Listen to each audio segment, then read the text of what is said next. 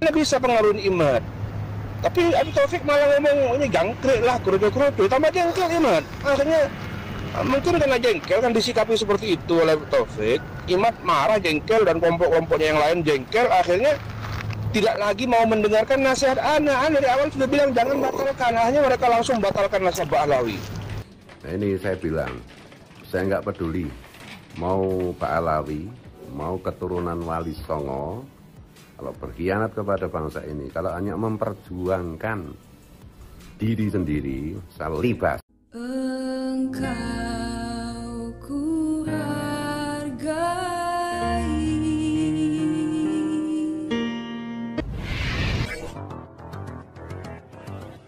Assalamualaikum warahmatullahi wabarakatuh. Om Swastiastu, Namo Buddhaya, salam kebajikan.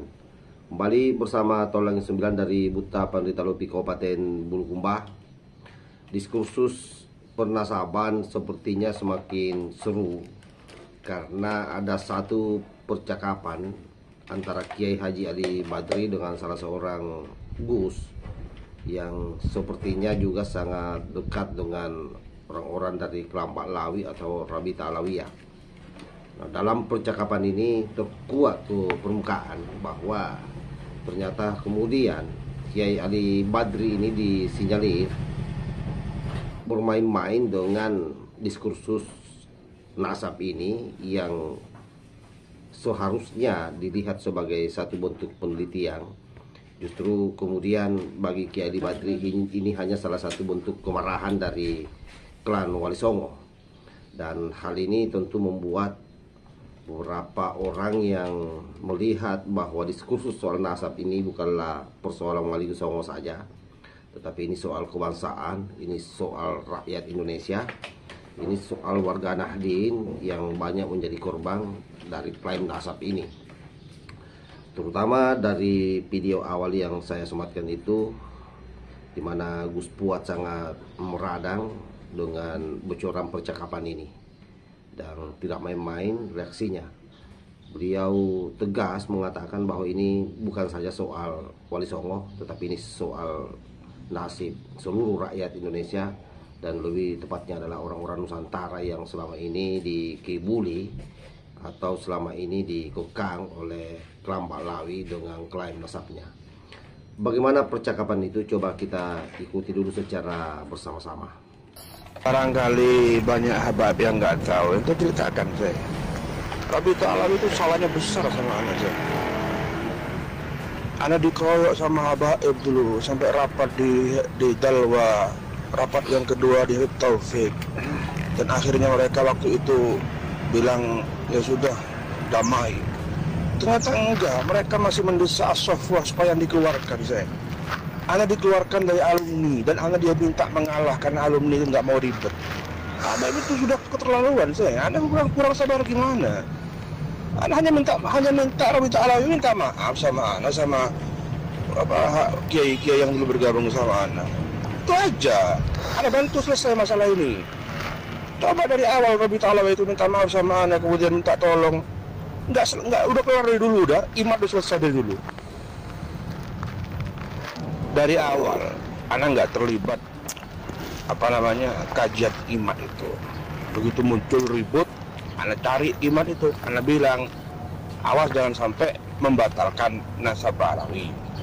Dia bilang iya waktu itu, iya nggak membatalkan, cuma aja kajian gitu kan. Sampai 2 kali Ana bilang begitu ke Imad dan bilang iya. Dan ketika itu Ana mikir masa Rabita Alawi nggak ingat sama Ana kan? Ana sudah pernah ngomong santai dengan Habib Taufik, masa Habib Taufik nggak ingat sama Ana, kemudian ngubungin Ali Badri gimana, barangkali Ali Badri bisa bantu mendamaikan keributan ini. Ana nunggu sampai berbulan-bulan, nunggu sampai Ana nulis serial di Facebook sampai hatam itu, Ana nunggu mana Habib Taufik kok nggak ada yang ngubungin Ana saya. Coba ada yang ngubungin Ana, ngajak ketemu, ngobrol di gimana, kita damaikan ini keluarga. Walaupun yang ribut itu bukan kelompok Ana saya, bukan anak buah Ana, tapi kan Ana punya pengaruh di keluarga Wali Songo gitu loh. Lah kok Habib Taufik kok kayaknya sedikit pun nggak ada niat untuk nyari Ana, untuk ngajak damai, ngajak kerjasama, minta tolong untuk apa gitu. Saat ini dari awal Habib Taufik tuh nyari Ana, kemudian ngomong baik-baik, Ana bisa pengaruhin Imad. Tapi Abi Taufik malah ngomong ini jangkrik lah, kerudu-kerudu, tambah jengkel Imad. Akhirnya mungkin karena jengkel kan disikapi seperti itu oleh Abi Taufik.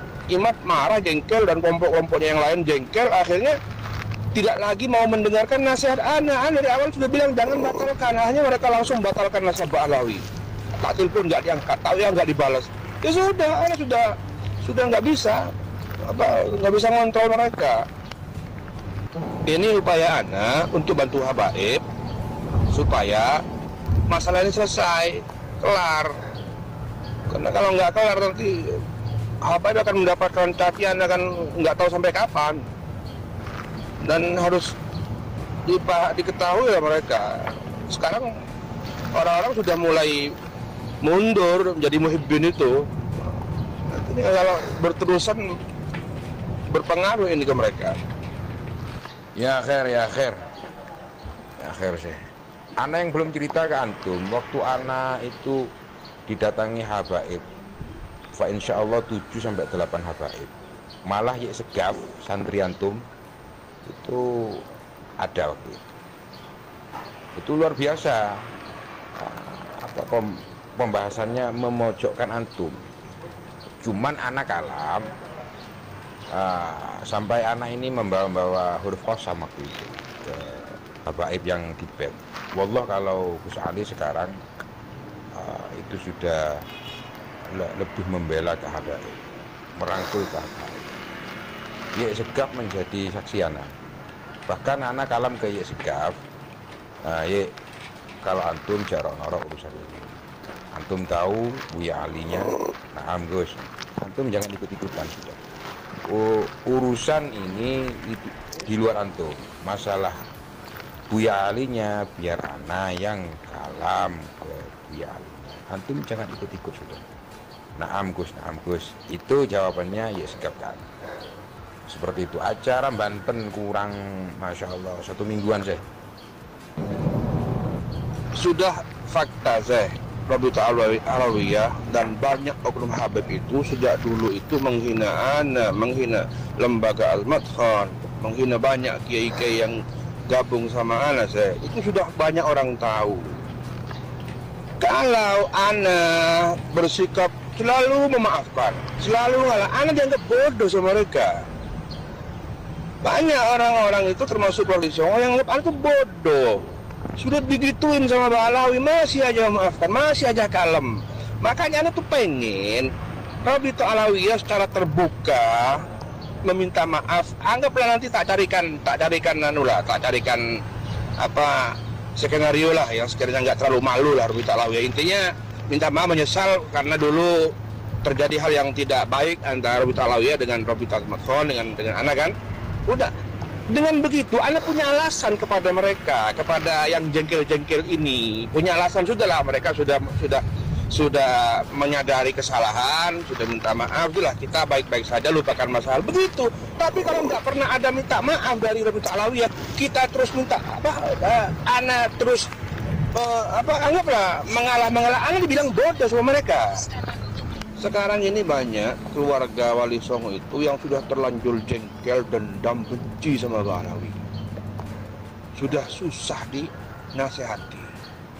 Bahkan Ana sendiri, Ana itu dianggap belain Mbak Alawi. Kenapa belain Mbak Alawi? Oh iya, wong itu mertuanya Habib. Kiai Ali Badri itu kan mertuanya Habib, istrinya Mbak Alawi. Ya wajar, dia itu berkhianat, gitu kan. Dia sekarang udah nggak setia kawan dan lain-lain. Kurang apa nih? Ana kurang apa sih? Sama Habaib itu kurang apa? Nah, pagi ini saya pakai serban karena saya mau negur orang yang pakai serban tapi tidak benar ini. Ya sudah banyak di upload teman-teman YouTuber bocoran telepon Kiai Ali Badri dengan Gus Ahmad apa siapa. Di situ itu banyak hal yang menurut saya tidak benar dan ini contoh bagaimana orang seperti Kiai Ali Badri ini yang membuat perjuangan nasionalisme teman-teman, wabil khusus sahabat-sahabat saya seperti Kiai Imaduddin, Gus Fakih Wiradi Nengrat, itu bagus, Moki Nur Fadil, Kiai Nur Ehya, Kiai Sarip Rahmat dan yang lain-lain itu dipelintir, diplesetkan oleh para Ba'alawi maupun budak-budaknya. Jadi di situ di telepon itu diceritakan seolah-olah Kiai Imad itu dan kami semua itu mempersoalkan nasab Ba'alawi itu hanya karena marah, hanya karena dalam tanda petik itu memperjuangkan nasab Wali Songo. Jadi kalau Rabita Alawiyah minta maaf kepada keturunan Wali Songo, maka Kiai Imad bisa dibujuk oleh Kiai Ali Badri untuk tidak melanjutkan, untuk membuat pernyataan begini dan begitu. Nah ini saya bilang, saya nggak peduli mau Pak Alawi, mau keturunan Wali Songo, kalau berkhianat kepada bangsa ini, kalau hanya memperjuangkan diri sendiri, saya libas. Oke, saya kira jelas ya. Dari paparan video Kiai Ali Badri di dalam percakapannya itu sangat jelas. Bagaimana Kiai Ali Badri seolah-olah menggiring wacana soal pernasabang ini hanya sekedar kemarahan dari orang-orang klan Wali Songo yang dinilai didegradasi nasabnya oleh Robita Alawiyah atau klan Ba'alawi. Padahal konteksnya sesungguhnya lebih dari sekedar Wali Songo, tetapi ini soal anak bangsa yang selama ini dijejali doktrin dengan bahasa-bahasa yang mengarah pada pengukuhan identitas bahwa mereka adalah cucu Rasulullah Shallallahu Alaihi Wasallam, yang seolah-olah sampai hari ini mereka selalu memframing dirinya sebagai orang yang mampu memberikan syafaat karena dia adalah cucu Rasulullah. Jadi barang siapa yang tidak mencintai mereka, maka Rasulullah akan marah dan murka, dan bahkan bisa saja Rasulullah tidak memperlihatkan dirinya di akhirat kepada orang-orang tersebut. Nah, hal inilah yang dibantah oleh Gus Fuad Pleret sesuai dengan pernyataannya. Saya kira kita sudah dengar semua, dan lebih lengkapnya silahkan diikuti channel Gus Fuad Pleret. Di sana durasinya ada sekitar 17 menit kalau tidak salah. Bagaimana kemarahan beliau, pembelaan beliau terhadap bangsa ini dikonkretkan di sana. Jadi pada prinsipnya soal pernasaban ini bukan soal Wali Songo saja, tetapi ini soal bangsa Indonesia, soal rakyat Indonesia, soal umat Nahdien yang mayoritas di Indonesia menjadi orang-orang yang manut terhadap klan Ba'alawi, efek dari penjejalan-penjejalan nasab tersebut. Wallahul muwaffiq ila aqwamit thoriq. Wassalamualaikum warahmatullahi wabarakatuh.